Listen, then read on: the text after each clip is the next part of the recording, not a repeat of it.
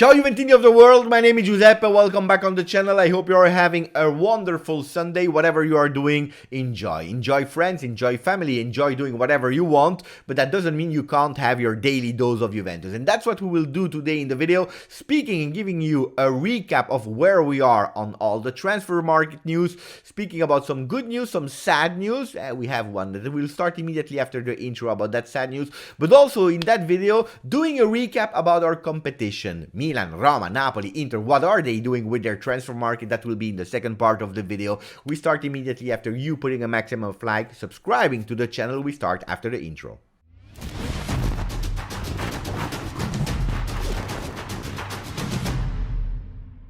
Waking up this morning, what I was expecting, of course, was people telling me not to worry about Paul Pogba because he would become a Juve player in the next days, in the next steps. We have to wait. I was expecting that. What I was not expecting is opening Twitter and seeing Giorgio Chiellini posting a picture of La Continassa, the training center of Juventus, with him taking away his clothes and all his stuff from the locker room. Really sad. He also posted a black and white emoticon and also the sad face, the crying face, because he's really sad. He's putting everything in his Italian national team bag because he's gone.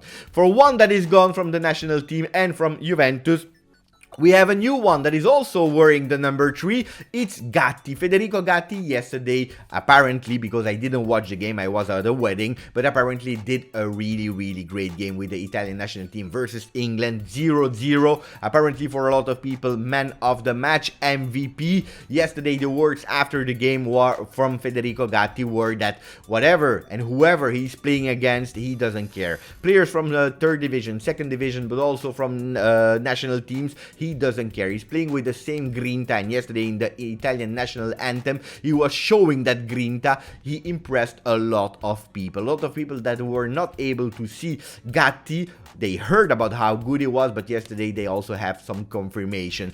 Beautiful words, beautiful performance of Federico Gatti that yesterday was rewarded by Tuttosport and Gazzetta dello Sport with MVP with the number 7. 7 not on the shirt because he was wearing the 3, but a rating 7. So let me know if you watch the game if he deserved that 7 or if it's just the movement. Apparently the people were really impressed by him, so I think it's deserved. Not only him, because Locatelli received a 6 on Gazzetta on Tuttosport, but also a 7 on Gazzetta, because apparently Locatelli, coming back from injury, is starting to grow again and doing beautiful performances. I saw some highlights of Locatelli where he was impressing. Grande. It's beautiful to have these two players with Italy, and hopefully they can repeat their performance if they will stay, and especially about Gatti with the first team Juventus, hopefully they can repeat these performances. Speaking about Mercato, Pogba, Alfredo Pedulai yesterday is loving these kind of emoticons. Everyone is speaking now with emoticons. He put the octopus, the Argentinian flag,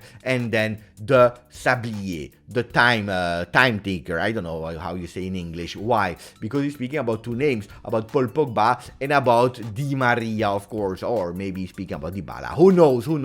Why are we impatient? Why can't we wait for Juventus to announce these players? Because we know that Serie A will start super fast, and we can't commit the same mistake as we did last season, where it was a really disaster. Leonardo Bonucci, Juventus, and Massimiliano Allegri, they made a pact that they want a better start as the last season. Speaking about the start, you know that since Massimiliano Allegri was at Juventus the first time, after 10 days he had 25 points, then 12, 24, 25, 28. Last season we had 15 points after 10 days.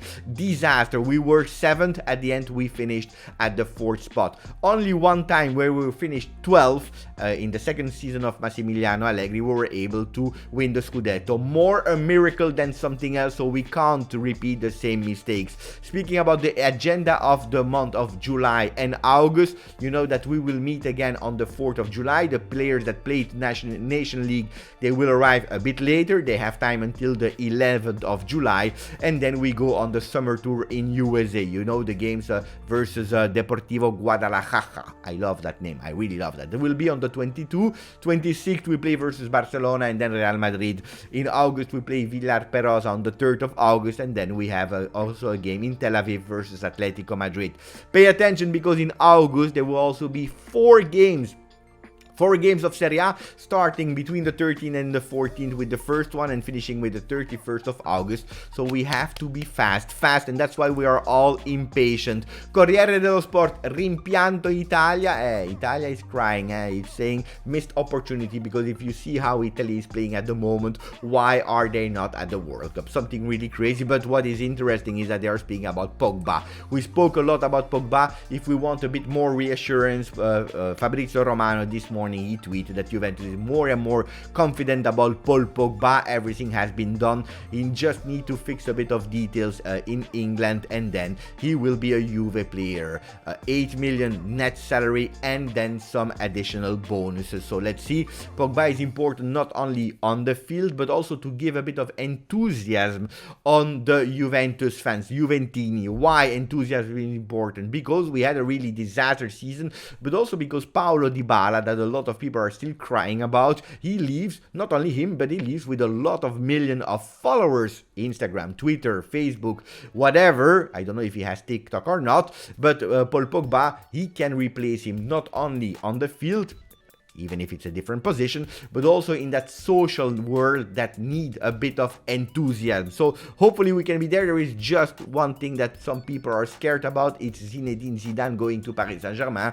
We have no confirmation about that at the moment, so let's monitor it. But Paul Pogba should be there. Will he announce it on the 17th in the Pogmentary? We don't know. Let's see. Some people are saying on the 17th, some people are saying on the 1st of July. Let's see. Tutto Sport is speaking about Di Maria, ultima chiamata. Last call for Di Maria, we know it. Every single day it's the last call. Last 48 hours, last 72 hours, this afternoon, final decision, and so on. So we are always putting it, postponing the answer of Di Maria. Now Tutto Sport is saying midweek, 72 hours, so that's 3 days to have the answer of Di Maria around Wednesday. Let's see.